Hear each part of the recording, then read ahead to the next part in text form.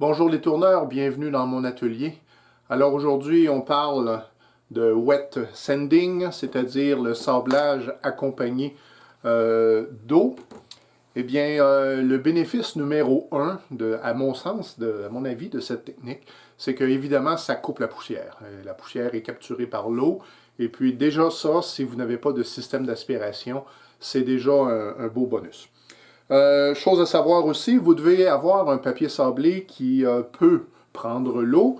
Dans le cas qui me concerne ici, par exemple, au bout de mon doigt, vous avez, c'est écrit SIA Wet, SIA étant la compagnie, Wet étant la possibilité de sabler, de mettre de l'eau, et le papier va être résistant. Ce que moi j'ai essayé, c'est plutôt avec des éponges. J'ai acheté ces éponges il y a déjà plusieurs années chez Lee Valley au Québec. Et puis, ce n'est pas identifié avec des grains. C'était plutôt, j'ai donc le fine, le super fine, l'ultra fine et le micro fine. Ces éponges sont utilisées, je crois, particulièrement avec de la résine ou de l'acrylique. Donc, si vous faisiez des stylos en acrylique, eh bien, le sablage serait fait avec ces éponges. Alors, j'avais sous la main un petit bol en bois qui avait une finition à l'intérieur à l'huile. Et puis, c'est toujours un peu expérimental mes affaires. Et puis, ce que j'avais observé, c'est que dans le fond, eh bien, j'avais le tourbillon, les traces d'huile qui étaient restées. Et comme cette pièce ne passera probablement pas à l'histoire, eh bien, j'ai décidé d'essayer le wet sanding, tout simplement, et j'ai fait partir l'huile. Alors, il me reste une pièce que je vais vous montrer, et on va faire du wet sanding, voir qu'est-ce que ça donne. Alors, à titre expérimental, tantôt, j'ai essayé avec un vieux papier sablé 220, juste de sabler l'huile à sec, voir qu'est-ce que ça donnait. Et ce que ça fait, c'est que le papier devient gommé, donc tout à fait inutilisable. Je vous recommande d'avoir du WD-40 pour le lit de votre tour. Évidemment, métal et eau ne font pas bon ménage. Et donc, je suis relativement à basse résolution. Alors, la pièce ici, j'ai mis de l'huile Watco noyée pour colorer un petit peu le bois. Ensuite de ça, j'ai mis une huile dont j'ai oublié, je ne me souviens plus laquelle. Et puis, j'ai ici aussi encore cette espèce de serpentin, de tourbillon que je souhaiterais faire disparaître. Alors, mon tour est à basse révolution. J'ai ma bouteille d'eau. Je vais en mettre un petit peu pour commencer sur mon éponge. Et puis, j'y vais.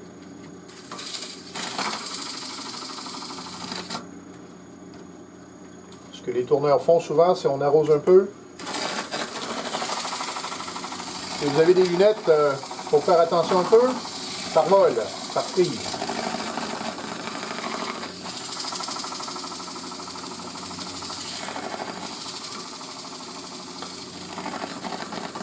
On commence à avoir une bavure.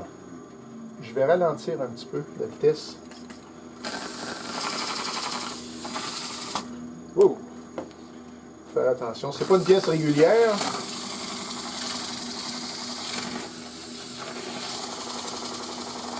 Et ce que j'ai trouvé intéressant pour assécher un peu, c'est de prendre au plancher quelques copeaux. Et puis de...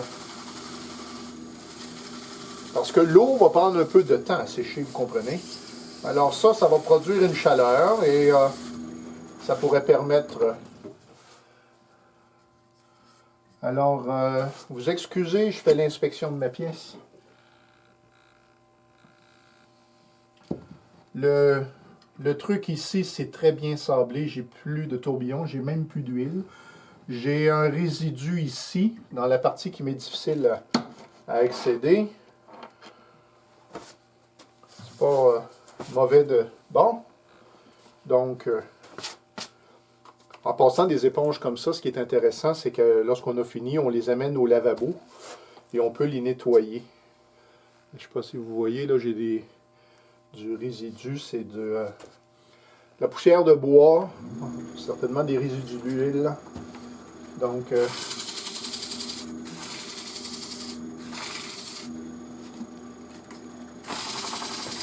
je crois que l'élément que je préfère le plus, c'est que ça fait on n'a pas de poussière. Ça vraiment là,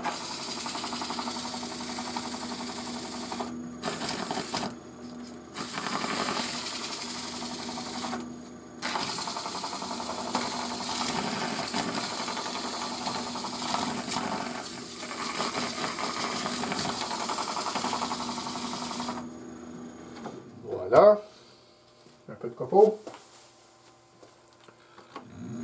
J'augmente ma vitesse. Ouh! Trop vite.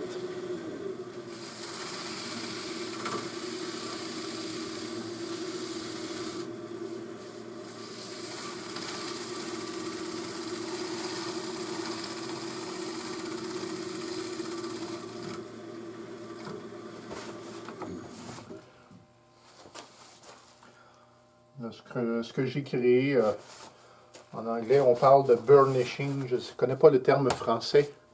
D'ailleurs, je crois que vous voyez beaucoup plus éclatant maintenant à la caméra. C'est doux, c'est beau. J'aime vraiment la technique. Donc, en conclusion, un papier ou une éponge qui est faite pour le sablage humide, une bouteille d'eau certainement, l'entretien du tour avec le WD-40 pour s'assurer qu'on n'a pas de rouille après. Et puis, quoi d'autre? J'aime vraiment cette technique. Je reprends ça. J'aime vraiment cette technique. Je vais certainement la réutiliser pour mes vidéos. C'est pratique parce que pas besoin de mettre le masque à poussière, le dépoussiéreur et tout. Merci à cette personne d'avoir suggéré la thématique. Puis au plaisir de se revoir bientôt.